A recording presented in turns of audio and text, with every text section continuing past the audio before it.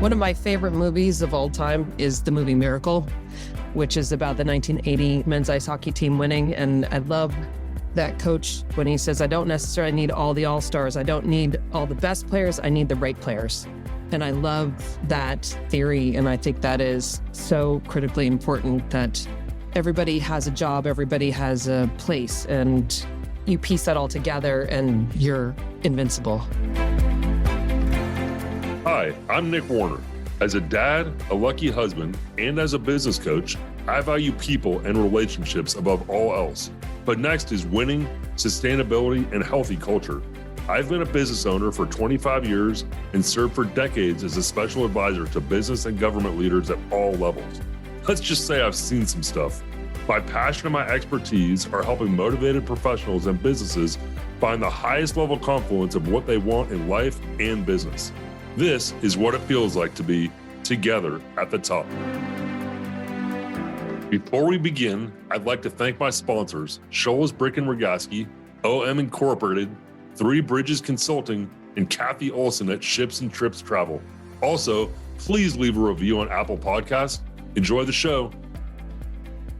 At Together at the Top, we are dedicated to understanding what goes into being successful at a high level. And that does not just mean traditional businesses. Max Corcoran is one of the most important people in the $122 billion American horse industry. Max has taken a long and circuitous road to now being a key leader in the sport. Max is president of the United States Eventing Association. It is her job to develop young horse rider talent as a pipeline for the United States Olympic and World Game teams. USA, USA. Max, where are you today? And say hello to the people of Together at the Top. Excellent. Well, thank you so much for having me here together at the top. I am right now in Ocala, Florida. Appreciate that. So this is a podcast about leadership and business. And as you know, we've discussed, most people listening won't know about horses, and that's not really our intent here. Our intent is to learn practical business and leadership lessons through your unique lenses, which happen to, of course, be horse-colored. So set the stage for our listeners on what you do professionally as a groom and in your leadership roles nationally. Yeah, I have many leadership roles, which is a bit bizarre in my world because my job has pretty much started as being sort of the support staff for the big bosses. As a groom for an international horse, I liken it to being a caddy with the golfers. We're the people that are sort of behind the scenes that know the riders very well. We have to understand the competition. We have to do all those things. We sort of make sure that everything is set, that the horses are well, ready to go, that the riders have nothing else to do but to do their job riding horses. At the Olympic Games and across the board, racetrack, any of the horse things that we would know better, the people that are the grooms, that are the people behind the scenes are integral to success. And that's a big deal. So yes, there's a leadership that's instilled with that because you're leading the horse, you're leading the program. So there is that sort of leadership thing. But between that with the grooming, freelance grooming, and then I help organize a lot of the competitions, the 3-day eventing competitions in America. And I've just been named as the eventing high performance program and team facilitator. So again, another leadership role, which is all more from me being part of a team into doing other things. So it's kind of cool. I'm feeling very fortunate. Yeah, so am I to have you on this podcast. So are we. It's so exciting to learn from you. So just context for our listeners, and it's possible you know some of these stats I'm going to give you about equine. It's possible you don't. And again, for you and for our listeners, it's not all the 3-day eventing part or even the English riding part. It's the equine industry in total. In the United States, I mentioned at the top, contributes $122 billion annually to the U.S. economy. It's estimated that $38 billion in direct wages, salaries, and benefits are derived from the sport, from the equine industry. The U.S. horse industry employs 1.74 million people in the United States. There are 7.25 million horses in the USA. So it's no small business. And of course, you work in one vertical of it, eventing, but just overall, I was surprised even in my research. It's a big industry overall. It's a massive industry. And interestingly enough, most of the people that have horses that are part of the horse industry aren't competitive. They have these horses as pets. They are in their backyards and they're leisure riders. It's their hobby. So they don't compete or do anything like that, where we forget that being on the competition side, that we forget there's people that just enjoy having an animal and going for trail rides or using them for even, and people are still using horses for work, with cattle and stuff like that, that they're working animals as well still. So we forget there's that whole other side to it because we get so myopic in our little world of competition. Yeah, I'm glad you brought that up because I was thinking just about the horse racing industry, but even you think about mounted police officers. I mean, there's probably thousands of horses in North America that work that way as well. I know there's also therapy horses that work with people. Oh my gosh, they're amazing.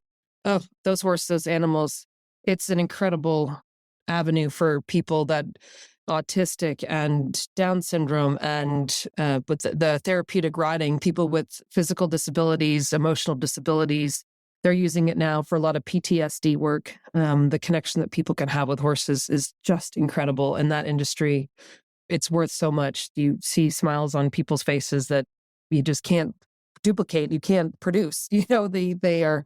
It's a really cool. It's amazing. It really is amazing. So we'll get back to you turning a hobby and other people's hobbies into a career. I'm really glad you brought that up, and I'm definitely planning on asking you some more questions about that. But let's go back to where you've been. I think you just got back from overseas. When we had our pre-production, you were about to leave for Europe. Tell us about your trip and what travel looks like for you. You said you're a vagabond. Well, since what today is the 11th of October, and since the 28th of August, I have been, this last night was my third night at home. So it seems very glamorous to be getting on a plane and flying to these riding competitions across the world and doing all these things. But it's, there's not a ton of glamour in the end to it. But yes, just returned home. There was the U.S. eventing team sent a team to Nations Cup, which is a sort of little bit like the PGA Tour, and sent a team to a competition in the Netherlands. And so I was there sort of helping manage the logistics of the horses going overseas, the riders, the grooms, the owners, helping sort of piece all that together and making sure they had everything they needed to be successful competing. So making sure then you get the horses back on where they're going. Really interesting. Yeah, it's a lot. Yeah, and I want to come back to that too. I was interested to hear where you were and how you got back here. And I've talked to you overseas. I've talked to you in transit on the way back. It's been so much fun to have you in my life for the last month, and just to get a glimpse of what it looks like to do international business and with athletes, both human and equine, and lots of people and points in between. So setting travel aside, we'll come back to that. Your crooked line to the top of the horse world. Let's talk about that. Tell us about your childhood. Did it play a role in your extraordinary drive to succeed? Including, you mentioned you have brothers and you played competitive ice hockey. I'd love to hear how your upbringing shaped your eventual career path. Yes, absolutely. I grew up in a small town northeast of Boston, Massachusetts. My brother and I are very close in age. We're 11 months apart. So I think, the competitive edge of me wanted to always keep up with my brother and his friends. And I was a tomboy and a bit of more of an outdoorsy person, and always wanted to be with the guys because they were doing more things. I didn't want to be inside playing with dolls. My parents both also said, you outside all the time, outside. Mom, it's snowing. Don't care. Go outside. Be outside. Get outside. So weekends would come and we would get a thermos of hot chocolate or soup or something and get dropped off at the lake or the pond nearby and skate for 4 hours and get picked up later. And it's what you did, right? So there you were, just sort of doing your thing with your friends, and not a bad way to spend a weekend, really. Sometimes I crave that again. And then I carried on playing ice hockey through high school and through college, which was great. I wasn't in high school. I was fairly competitive in high school, but, and then getting to the college level, I was a very average player in college, but I still enjoyed it. I enjoyed the people I was with. As I said, they were physically and mentally probably stronger than I was, and they were wonderful people, and they've gone on to still to coach the U.S. team, to coach the Canadian women's national team, to be the doctor of the Canadian women's national team. They're coaching all over the country at the top women's colleges now, or, not women's colleges, but they're coaching the women's team, which has gotten to be so big now, women's ice hockey throughout the country, which is really exciting because it is a great sport. It is fantastic. And other friends of mine are working on the development side of it, the under 21s. And, it's a very different world from what I'm in right now. But oddly enough, a lot of it's very similar on the pipelines and how we encourage people to go up the ranks, and then what you can carry on doing after. Thank goodness for as an equestrian, your longevity at the Olympic level is so much longer because our athletes, we can continue getting different athletes. The riders are there, but the true athletes are the horses. So it definitely still mirrors a lot what we do is that, and then once your Olympic career is done, say, then there's so many other facets that you can be part of that industry and that sport and that passion that you can turn into a living, which is pretty great. Yeah, a lot of parallels to the business world in terms of team building, pipeline, what you can do after being a practitioner. Like I'm thinking of somebody that's like almost literally in the trenches in construction or in technology, being able to have an afterlife, which is a business career, building teams of practitioners. So there's a lot of parallel in that for sure. Say a little bit about competitive. That's a word that I love, competitive, creative, all these things. Talk a little bit about where that creative drive came from. And you're banging around the ice rink and people are slamming into you and you're slamming into them. And like it's a really physical sport. And you came from a household of brothers where you're outside all the time. Tell me about where competition and competitive fits in your life and your, especially as you're growing up. Yeah, for sure. I mean, I'm a competitive person by nature, but I don't always love to be the competitor. I don't know if it's the pressure of it. The frustration for me was hard if I wasn't really good at something. Then in my world, you didn't like it if you weren't good at it, right? So I don't know, your world sort of morphs around that. But working in a business situation too, you always want to do the best job. It was always, and I guess that you get a little bit competitive because you want to, even if your job is a very simple job, I want to do it the best I can, whether it's, I've had various jobs working at snack bars on the beach, and you want to do that the best. You want to be the most efficient. You always want to be, and I guess that I don't know where that's come from in my life, but to make the most people happy, to do the job better than anyone, I guess is something that is maybe driven into me. I don't know if it was just something that I had always strived for. That's just a bit the way I am. It just my makeup. So Yeah, I like your note about it. It doesn't always have to be you're in a competition. It could just be you want to do the best job at everything you're doing. exactly, you just want to do the best job all the time, and even with what I do, even with all the jobs I have now, I'm not necessarily the competitor, but I'm as competitive as those competitors, and I want the same thing, which I guess is quite important. Of all the things you said in pre-production, that one really jumped off the page at me. I love to be competitive, but I don't always like to be the competitor. Really interesting concept to me, especially as move up and around the industry and get out of being on the back of a horse or in a ditch or writing the program. I'm still competitive, but I'm not always a competitor. I find that really profound, quite frankly. Yeah, and quite honestly, for us, it's a little bit difficult because at the Olympics, we only send three riders to the Olympic Games in our sport. And, there are so many people that compete and do that. And there's so many people that are part of that industry. I think 10% of the people that are in the horse industry are people that are competitors. So the other 90% are made up of between nutritionists and veterinarians and farriers and people that work and competition owners and horse owners and all that. It's a very interesting number. So if I'm going to be a competition manager, I want to run the best competition, right? So it's a little bit how it works. Yeah. If I'm going to be looking after someone's horse, I want to do it better than anybody else. I also think it's important for you to recognize not everybody's going to be competitive. And so you're managing other people too. You're managing to the top, but whether you're running a business unit, in your case, leading teams, not everybody is going to aspire to that. So making sure you understand you're picking out and picking on probably also the right people and not sending other people to tears because they never, and that's no different than in business teams I've led. You've got plenty of people, they're fine, they're good, and they're not at work for recreation. So it's important that you look at people that we look at a boardroom or a business line also. Is there some people that they're not lazy necessarily, they probably wouldn't be on my team or your team, but they're not the most motivated, they're not the most competitive. And frankly, I've struggled with having all-stars in the room. At times you need, just some doers and some recreational players, if you will. Yeah. One of my favorite movies of all time, and I own it and I have it on my iPad and everything, is the movie Miracle, which is about the 1980 men's ice hockey team winning. And I love that coach when he says, I don't necessarily need all the all-stars. I don't need all the best players. I need the right players. And I love that theory. And I think that is so critically important that everybody has a job, everybody has a place, and you piece that all together and you're invincible. I love that. We appreciate your time. If you like what you've heard so far, Do me a favor and leave a 5-star review and share with your friends. We'll be right back. The law firm of Scholes, Brick and Rogaski and partner Michael Rogaski are at the top of my list of go-to teammates. I have worked with their office for more than a decade on legal matters involving labor and human resource issues, contracts, savvy strategies to collect from that occasional naughty client, wills and trusts for my family, and even buying and selling a business. It's exactly true what their slogan says: big firm result, small firm service. Contact partner Michael Rogaski by visiting sbrlawsd.com. OM Incorporated is my go-to agency for digital marketing. I work with partners Andrew Thorne and Jennifer Wiles every day to market my business coaching practice.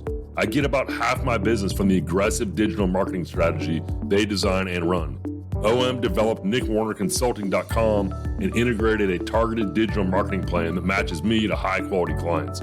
I'm also going to work with them on my 2023 rebrand campaign. Contact them at www.om-incorporated.com.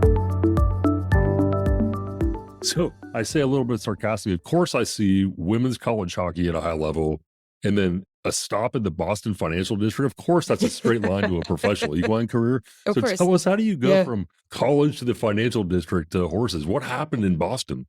Well, I went to Northeastern University, and there they have a really great co-op program where you go to university for 5 years, and in between you do your first freshman year, and then your sophomore, junior, senior year, or your 5 years, your mid-year, you're supposed to work for 2 semesters and go to school for 2 semesters. So you can do internships typically within the industry that you're majoring in. So you get to experience what it is that maybe you want to do. You're going to get a resume pieced together, good a background.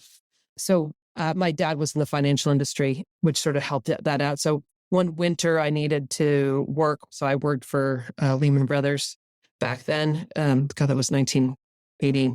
A while ago, 1992, 92 or 93, I did an internship there. And so I finished school, and then I went and did horses full time for a year. And I worked for a good friend of mine that's now a show jumping course designer, which doesn't mean much to a lot of your eventing people, but worked for a friend of mine, ran his farm for 2 years. And then my mom said to me, I needed to finish. I had one more semester of school left to do. So I went and I did that. And when I came back from that, my parents said to me, you need to get a quote unquote real job, which was not working with horses, because working with horses was not a real job in my family, because I came from a non-horse family. So there was that. So I went to try to figure out what I was going to do. And because I'd already done the financial thing in the winter, and funny enough, I never really didn't even have to bring a resume or anything. There were people that knew that I'd played ice hockey, and that's basically why they hired me. So I never actually did the interview. I didn't have much background. I did 3 months of an internship, and I was hired to be a sales assistant. And then from there, I sort of went up the ranks, went on to go work for a different company, worked for another broker who played for ice hockey for BC. And again, just went and had lunch with him one day, and he's like, great, when can you start? There was no interview process, no nothing. He just knew that I played ice hockey, and so sure, of course, come on in. So it works for me. And I really enjoyed that. I did a lot of research. I did my Series 7 and did all that, but it never really was going to be into me to do sales. It's not part of my soul. So I didn't want to do that, which it's good that I knew that even back then, which I feel fortunate to know that, because a lot of times it takes, while I was 24 maybe, and trying to figure out what in the world I was doing with my life. I enjoyed my weekends. I was mountain biking a lot and traveling around a lot and doing all those things, and life was good. And then one day I decided that I had a couple of things happen. I think I was telling you in this pre-interview, I remember the tall ships came into Boston Harbor, and my office was in an international place in downtown Boston. If anybody's familiar with that, it's the sort of when you're landing in Boston, if you look off to downtown Boston, there's some round buildings across the harbor, and those are the buildings that I was working in. And our office overlooked the harbor. And so we had a bit of a gathering of some clients and people to watch the tall ships come through, which was pretty impressive.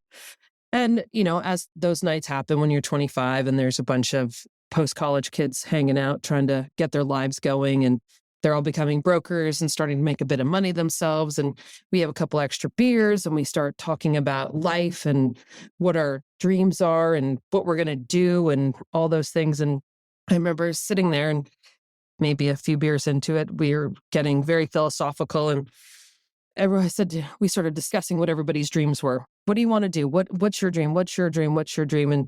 And a lot of the guys, and I still feel a little bit bad for them. They say, what's your dream? Oh, I want to make $1 million. I'm like, that's so great. Oh, that's so cool. What are you going to do with it? And they had no answer to it. They had none. They had no passion for anything, whether it was, and they said, well, what do you mean? I said, well, do you ski? Do you want to buy a ski house? Do you like the ocean? Do you want to buy a boat? Do you want to have a house near the ocean? Do you like to travel? I mean, with this $1 million, what are you going to do? You're going to donate it? Or are you just going to, and I said, well, I don't know. I'm just going to have it. But okay, nothing more than that. Like no means to an end. And they said, no, they just wanted the money, which is fine. If that's your dream, that's your dream. But that was definitely not my dream. Money does help your life function, but it should not be your life. And yes, everybody needs to work and needs to be able to work to their, whatever your balance is. Maybe you work harder, you do the job you don't like that pays more so you can buy the ski house and take your family skiing and do all those things. But that was not what I was going to do. So middle of February, downtown Boston, it's dark, it's gray. That was in the summer, but that next February, I just one day said, I'm done. I don't want to commute anymore. Go to school.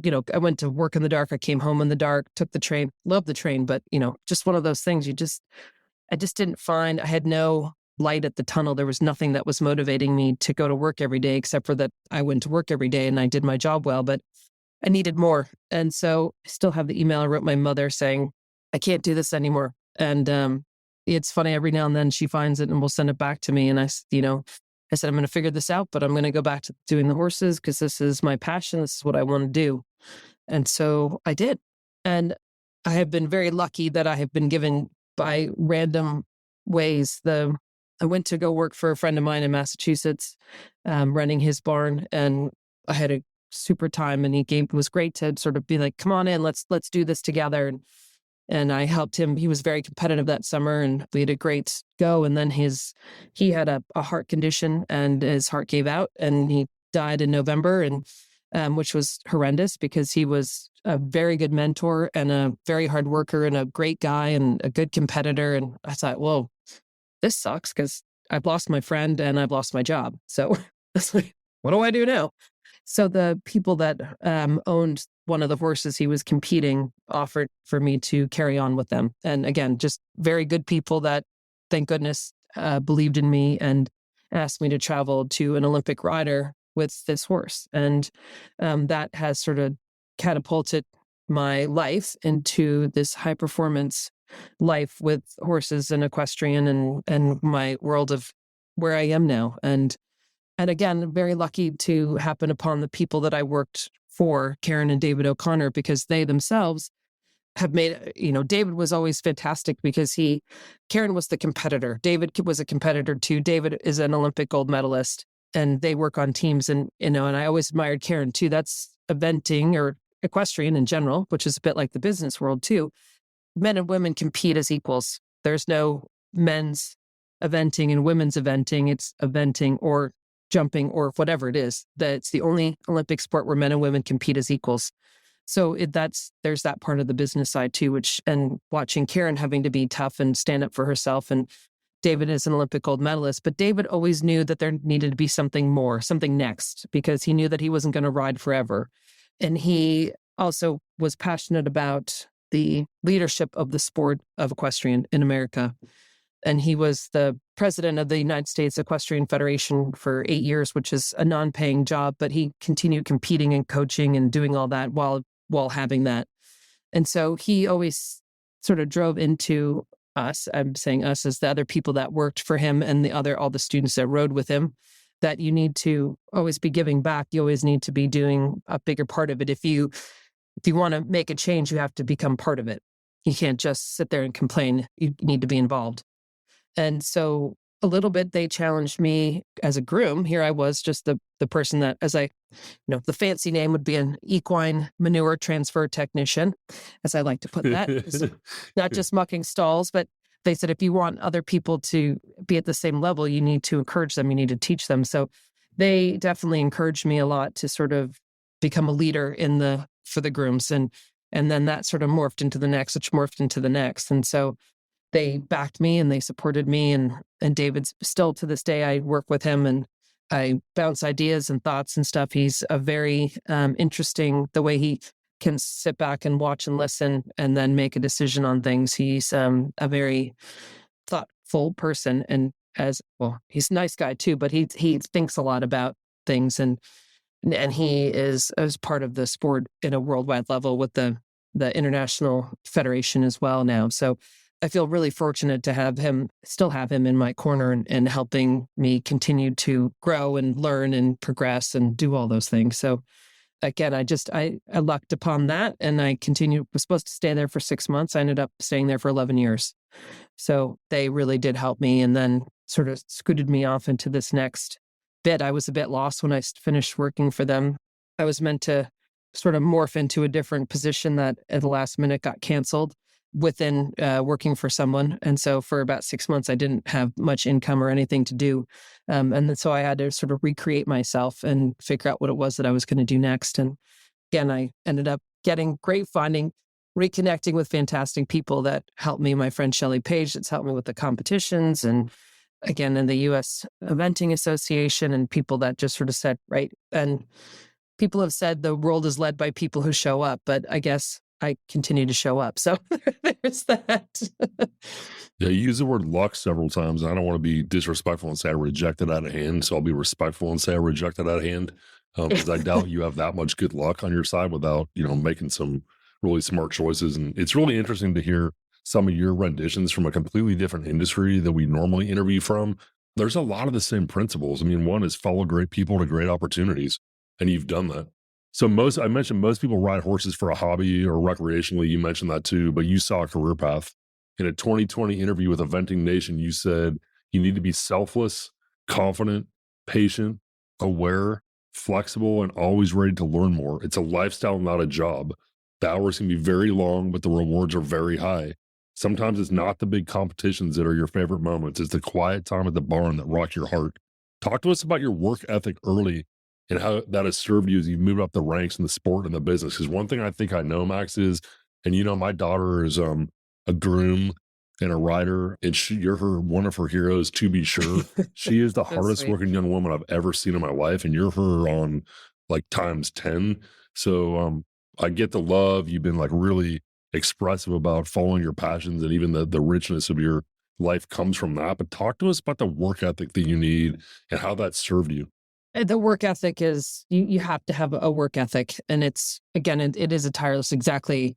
I'll continue saying it's a lifestyle with the horses. It's not a job. It's not 9 to 5. And, I don't want to poo-poo this next generation, but the generation that's coming through, it's a little bit difficult because they want everything now. And I think that's a little bit unfortunate of our social media and technology. Everything's now. It's like, oh, I want to be professional now. I want this now, and you can't do that. There's a real lack of mentorship and people that want to take time to learn from the bottom up.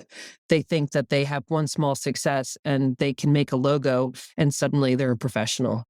And there's a massive gap there. And yes, of course we need to make money. Yes, of course we need to make ends meet.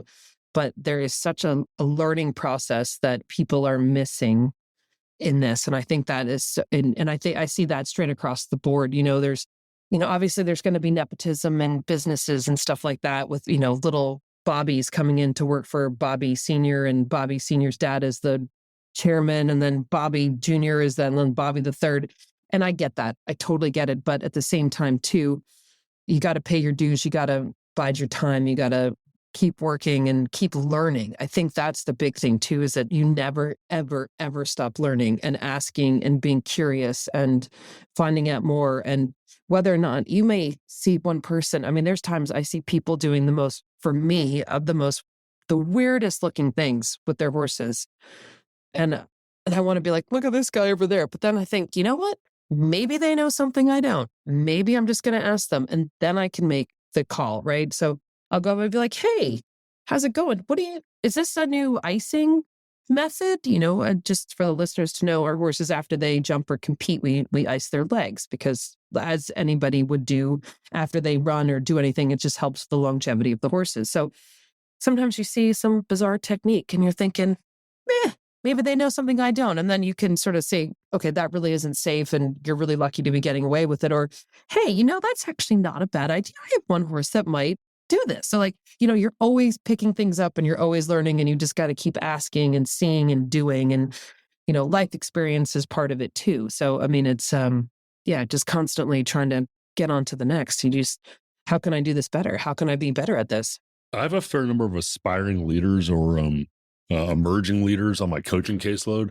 And I see most of my clients are super motivated. They're there because they want to be there. But every once in a while, I get one of these Gen Z kind of want it now folks. And I struggle with how to coach that. How do you, as an employer and as a team builder, how do you approach that person that's got the skill, but struggles with, maybe the want to? Any tricks or thoughts on that? Oh, man, if anybody has any thoughts or tricks on that, please let me know. It has actually been a bit of a battle because there's some kids that will sit and listen to you and you say, look, it's going to take a while. And actually, funny enough, a lot of the problem sometimes comes from the parents because the parents want this to happen for the kids right now. Like, why is my Sally Sue not going to the next level? Well, because your Sally Sue is missing X, Y, and Z to have the skill set to be able to get to the next level. And our sport is dangerous. What we do is very dangerous. It is as dangerous as car racing. It's dangerous as, cyclocross or motocross. I mean, there are injuries that are happening. And even if you're someone on the ground, I mean, I've been kicked and stepped on and broken my wrists and I'm not even being on a horse. Unfortunately, some of the accidents are catastrophic, right? I mean, there's some bad things that can happen. So you always have to be a step ahead. But I'm diverting onto that whole thing. But trying to explain to somebody that some of the great people in our sport or in our business didn't do it overnight. And there's always the one case that, somebody just happens to be, as I call them, the Doogie Howser thing, where they were young and could be a doctor and really good at it, for way early age. And there's the one-off person. And that's the one person that people are like, oh, but I can do that. No, that person actually is a freak. And I mean that in the kindest sense, right? Absolutely. Not a weirdo freak, but not a normal. No, Doogie Howser's a perfect example. You have Bobby's. Yeah, right. I think we had a Nancy Sue in there, and we have Doogie Howser. So this is good stuff. You're speaking my language, at least. Yeah, exactly. So they don't know what they don't know. It's worrisome. And, of course, parents want your kids to be great and do the best things and to be good, do it all. But I can tell you that, Serena Williams hit 700 million billion tennis balls before she became famous. And then even when she became famous, she still hit 700 million billion gazillion tennis balls. The practice, the day in, the day out, the highs and the lows and all the things. It's part of our world. So you can't just appear there. And sometimes you appear there, but it's not sustainable. And you're looking for longevity and sustainability. Yeah, I think that's true for most levels of business. And then sometimes if you do hit so hard, then you burn out, right? So that's the other thing. You got to worry about that. So let's take this and dig into some details. In that same 2020 interview with Eventing Nation, you said, quote, horses have taught me that like people, everyone has their strengths and weaknesses, and you need to capitalize on strengths and nurture the weaknesses. So what are you looking for when you build your team? Down to, is it always girls and young women? Do you ever have to fire or discipline somebody? When can't you have a rider on your team? And then how can you spot a recreational competitor from an aspiring professional? That could be a whole nother show of answering that question. I think your team is important. I mean, it's funny, even having a group of working students when I was working for the O'Connors, I would have, girls would come in and a lot of times at this lower level, it's females, but you get, men are there too. And you get some, the boys are there and they would come in and I think, right, these are the chores that have to get done. And I'm divvying them out to all these people. And the one girl will say, so-and-so is so slow at this. And I said, well, you get to go do that because she's real slow at it, but you hate cleaning tack and she's really good at it, even though she's slow. So figure it out. This is our team. At the end of the day, all these chores have to be done and they have to be done correctly. So you sort it out. okay, and then they'd sort of have a little think about that. All right, yeah, okay. And you hate doing this. So like stop making fun of her for being slow, whatever it was, setting jumps. She can be the tack cleaning person. And every now and then we have to switch it up so everybody gets to know how to do all the things. But at the same time, like your strength is here and your weakness is here. So, it's like even an athlete, right? If your right quadricep is stronger than your left quadricep, stop building the right one and strengthen the left one. So then you're balanced, right? It's all that. It's like balancing the ship. It's like, you got all your stuff on the front end and nothing in the back end. Well, you're going to plow down. You're not going to go anywhere. So finding the balance of what it is. And again, that's, one of my things my mom always said to me, life is all about finding your balance. Yeah, well said. What can't you have on your team? Like from a talent standpoint, I guess I'm interested in talent, but I'm more interested in drive, attitude. What do you spot that you think like, there's no way I can't have that on my team, talent or not? The people that don't want to learn, that don't want to listen, that don't want to learn, they're out. They're out. The people that make reckless decisions are out. I tolerate people being late a little bit, but as I say, if you're not early, you're late, right? So I don't need someone to be there. And then the people, my favorite is every now and then I'll be, when I was running the farm, I'd sort of quietly, I could hear them all sort of having a bit of a talk, and I'd quietly come around the turn to see what they were doing because they were supposed to be putting away tack or folding laundry or something. And she sort of came around the turn, someone would see me and they grab a broom and start sweeping. I'm like, why is this not done yet? Instead of it's like, don't work only when I'm standing there. You need to be working the whole time. It's like they'd be the person that was sitting back doing nothing, but then always working in front of the bosses. And that happened a bit and it always bothered me, And that's fooling nobody. It's especially not fooling you.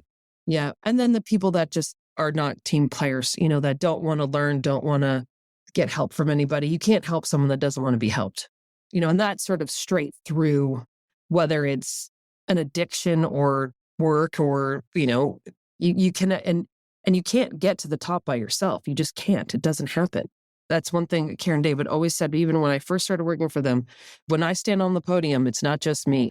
The guys that mow the field that I'm training my horses on, and the people that have, done all the hard work, the people that are staying at home to look after the horses that are still there, everybody stands on that podium with them together. You cannot do it by yourself. It just doesn't happen. Yeah, I was a fan of yours before I ever met you because my daughter, who rides for the University of Kentucky eventing team and has been on the team for 4 years and is a groom, has been telling me about you. But when you say things like that, I use the word team sport because rarely, if ever, do you anything in business or sport or life on your own. Every once in a while, yes, you come up with some innovation or you say something or do something that people are like, oh my God, like only Max could have done that. But your recognition, like down to the person or the people that are taking care of the ground, to realize it's a team sport and you are your team are on that podium for a whole. I love that way of thinking about people. Yeah, I really applaud you. That really speaks to me. Again, I say team sport. You say nobody does anything on their own. They can sure try, but it doesn't work. Right? Yeah, they call it team sport for a reason. Yeah. We appreciate your time. If you like what you've heard so far, do me a favor and leave a 5-star review and share with your friends. We'll be right back. Kathy Olson at Ships and Trips makes travel planning so easy. She says she's a travel agent, but I experience her more like a travel concierge. Kathy has helped my family and friends plan countless trips over the years. She always puts in the extra effort, even calling local shops to find us off the beaten path snowmobile tours, local accommodations, or even to call in advance to make sure our rooms are correct. We love working with Kathy. Call her at 209-518-1625 or email Kathy with a C at shipsandtrips.com.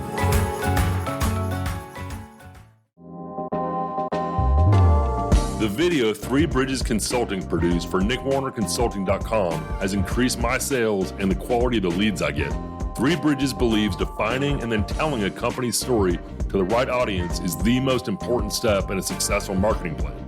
It's not uncommon for a new client to tell me the video on my website was the reason they called me.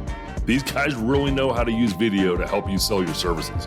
Contact Dennis Williams or Sean Springman by visiting www.3bridgesconsulting.co. So as we get into the last little bit of this interview, I want to go back to international business travel.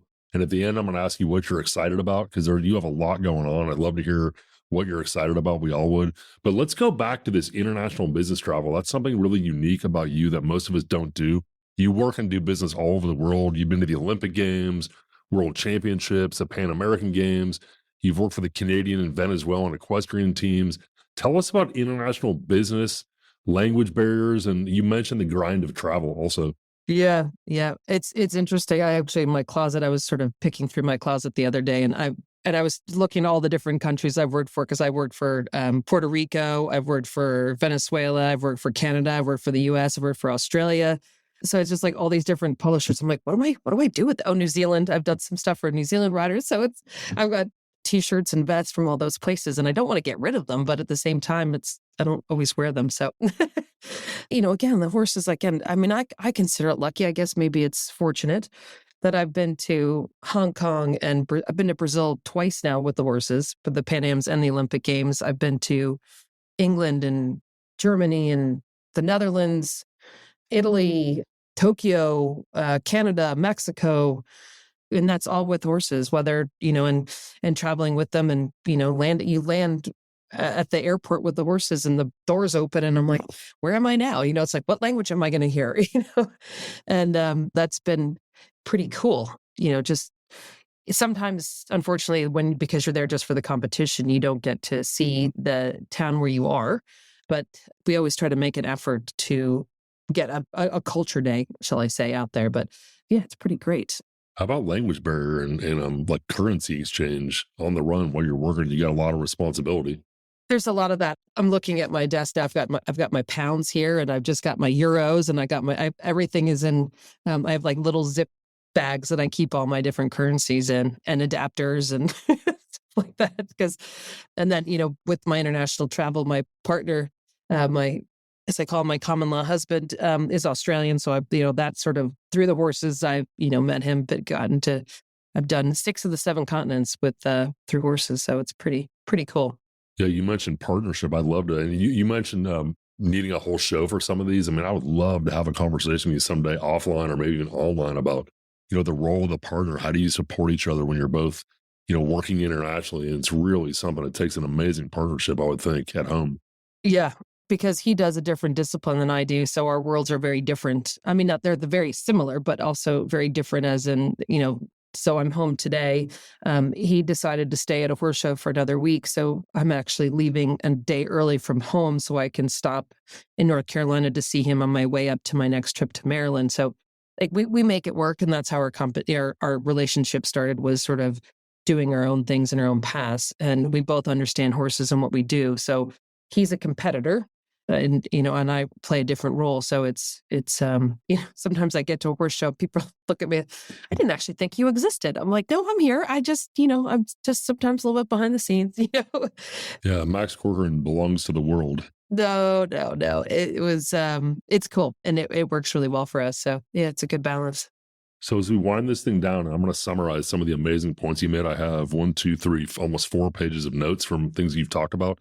Let's talk about the reality of money here because this is a job and it's a passion, but it's also a job. You told me in pre-production, my wealth is my love of the sport, which might have been the coolest thing I've ever heard.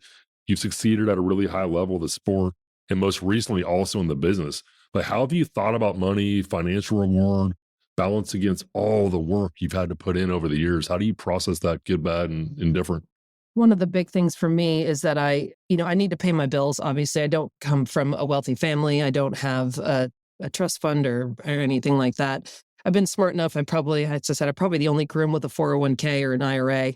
I had a 401k, which I rolled into my IRA, which, those are sort of important things. And that's something I continue to sock away. To me, that's an expense like my car payments. And that gets socked away every month. But financially, it's not the highest paying job. Now I'm making a bit more, which is fantastic, and making ends meet and being able to be better part of my house and just being able to see my family and use that money to be able to travel a bit and see, my family's all over the country now, all over the world. My mom's just moved to Southern France. So for me, the finances are allowing me to have that.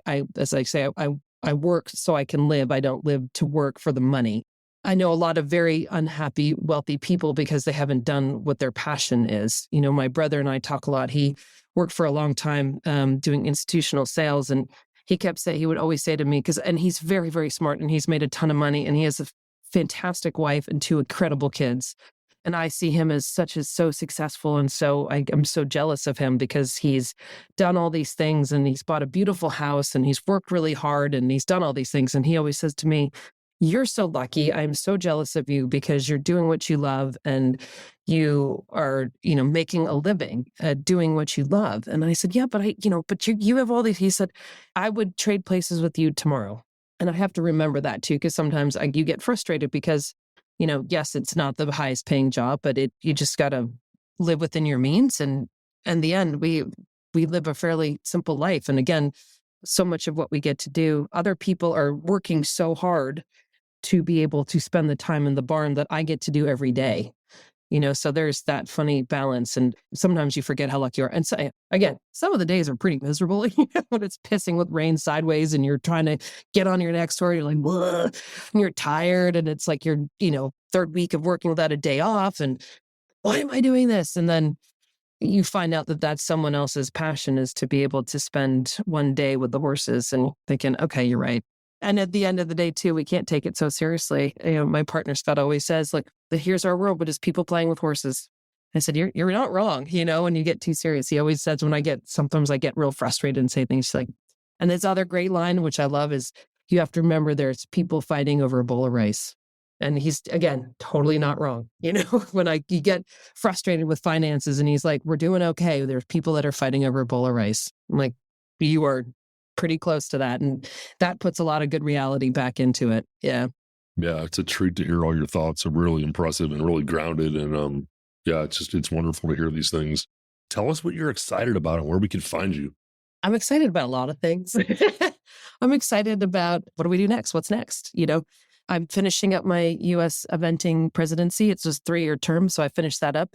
So I'm excited about having a bit more time to put towards some of the projects I'd like to be put to work with the International Grooms Association and the US, trying to get going a US Eventing Grooms Association and sort of helping teach people more. And I'm excited about my new position with the USEF and hoping that I can continue to make a difference there, which would be great. I'm not really all that excited to put stuff in my suitcase again. I will say that because it is October and that's getting really old. I just finished my 5th trip overseas this year. So I'm excited to put my suitcase away.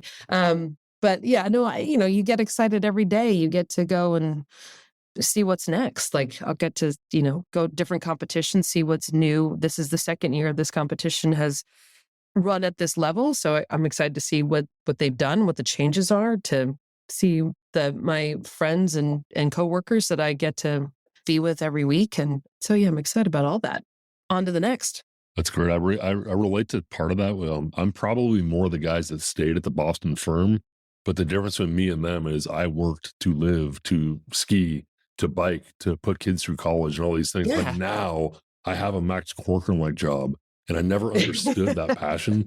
And I liked my job fine. There were parts of my job I loved, quite frankly, and parts that were really hard that I didn't love as much, like my version of mucking stalls, which for the uninformed means shoveling shit. It's just a fancy word that Max exactly. and Hannah Warner use for what they're doing during the day. But I get that now. I love my job so much. I spring out of bed. I can't wait to see what's next, who's next. I'm only doing the things I want to do. I'm not mucking stalls. But it's really neat when you can blend the passion with the work together. I want to go back over some of the really interesting things you said, and some of them I processed in my own way, Max, but there's a lot here. You gave us a lot of great things to think about. You, like a lot of the high level folks that we've interviewed, you took a circuitous path.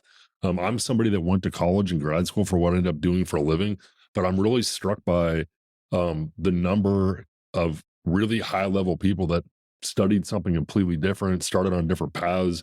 So I find that really interesting. I love when you said, "My work puts a smile on my face." It was just part of a sentence you said, but I wrote it down because that's unique and wonderful. I would observe that you followed great people to great opportunity. You didn't say the word mentor, but the way you talked about some of the people, they taught you things about work, about leadership. You mentioned this. If you want to make change, you have to be a part of it. And I think you learn that from mentors. So I would observe that you've deployed, you've gotten close to mentors that have really taught you a lot about what you want. I think that's a common theme and something that really speaks to me. Again, surrounding yourself with great people. What do you do after being a practitioner is something that I think speaks to a lot of people. Again, I mentioned it could be construction, it could be building bridges, it could be technology. In your case, it's actually riding horses and realizing I'm probably not going to be doing this for the rest of my life. And so for me, it was being a lobbyist. It was great. I did 30 years, some similar to what you did on the back of a horse. And so thinking about how can I take these skills and move them up the chain because I'm not going to be doing that or I don't want to be doing that forever. It's really neat to hear not only how it unfolded, but that you were very conscious of that you and some of your mentors realize I'm not going to be on the back of a horse forever, but I really want to be involved in this sport and this business. So starting to get a view and test out theories about how you can be impactful in that regard. Absolutely. Those are lessons. Yeah, the mentorship is like a lesson that you just can't you can't buy it. You can't go to college for it. It's other people that have had the same life experiences and to learn from their life experiences and they can and whether you sometimes people sort of yabber at you about one thing or another and you're like, yeah, whatever. And then it happens to you, right? Because sometimes I'm like, oh, stop talking at me, and then sometimes I'm like, wait a minute, this is the situation. I know the situation. They've taught me about this. I'm like, this is how I'm going to deal with this, right? So it's actually fun when it comes together. I like the combination of I did learn it in school and now I get to practice and learn it in the real world. I think you learn to be a leader from other leaders. I think you personally learn to be a leader from other leaders. I think that's true for a lot of us. I learned some stuff in school. I would say it's really funny. Like I don't see myself as a leader, which is weird. People say this whole leadership thing, and I don't know why. I just, I guess it's not a place where I put myself, but I probably should look at it a bit differently. Well, your title says president and director, so there's a fact to this feeling that doesn't exactly line up with that. I don't know. I'm interested in your view of people that don't want to learn. It's come to us different ways. I can't have cocky on my team. I can't have conceited and braggy on my team. And for me, the reason is they don't want to learn. And so to hear you play that back, you just cannot have closed-minded people on your team. This Gen Z thing, I'm calling it Gen Z. You called it undermotivated people. I was looking, I had my pen out, I had my fingers on the keyboard. I was dying for you to tell me the trick, but I have not figured out how to motivate unmotivated people. There's things you can dangle in front of them. No, again, anybody's got that. I will give you my email address. Send it to me. Right. Yeah. And you try to motivate them, right? You try to do some motivational stuff and you try to say, hey, and then every now and then you might crack one of those nuts. But for the most part, and then funny enough, like they go off and do something else. And 3 years later, you hear they got married, had a baby and don't do horses at all anymore, which is fine too. I mean, I'm not judging anybody for that at all, and then sometimes there's something that happens in their life where they come back to you and they're like, I'm really sorry. I really should have listened or done this, or, you do tell them 17 times, don't tie your horse like this. Don't tie your horse to the stalls like this. Don't do it. Don't do it. Don't do it. And they don't listen. And then suddenly that horse gets injured and they look at me and I'm like, I didn't do this just to waste my breath. I mean, I'm trying to help you.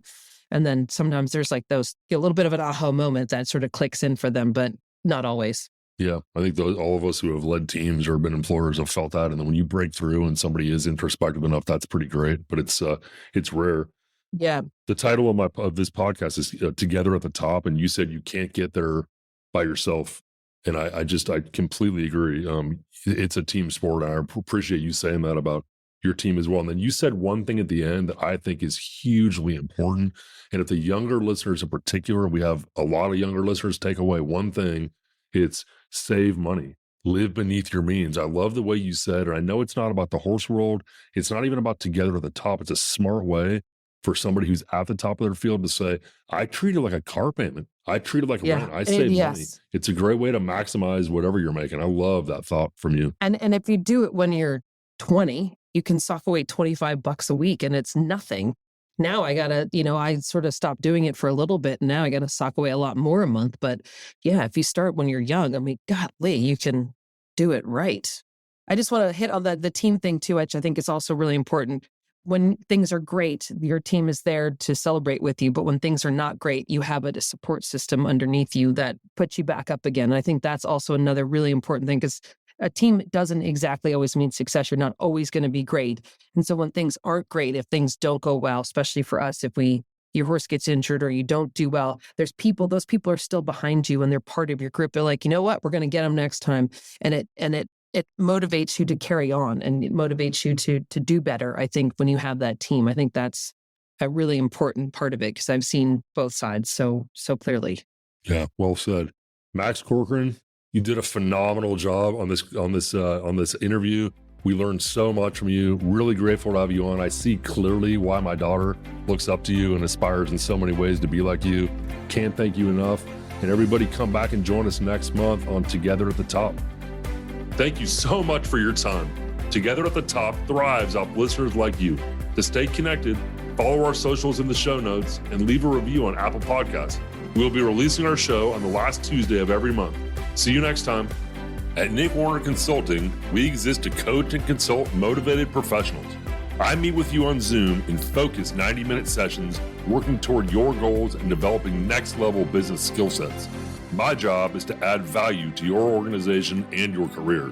To learn more, visit www.nickwarnerconsulting.com or call me directly at 916-765-3576.